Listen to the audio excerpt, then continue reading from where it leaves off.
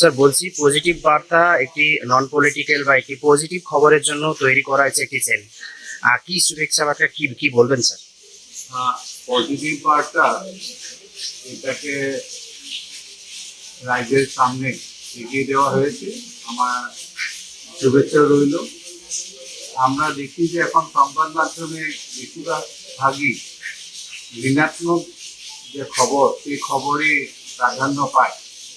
একটা ইতিবাচক দৃষ্টিভঙ্গি নিয়ে সমাজে যে কাজ হচ্ছে, সেই কাজকে রাইজের সামনে রাখার জন্য, সমাজের জন্য রাখার জন্য যে পজিটিভ বার্তা তোলা হয়েছে, কর্তৃপক্ষকে আমার শুভেচ্ছা রইল।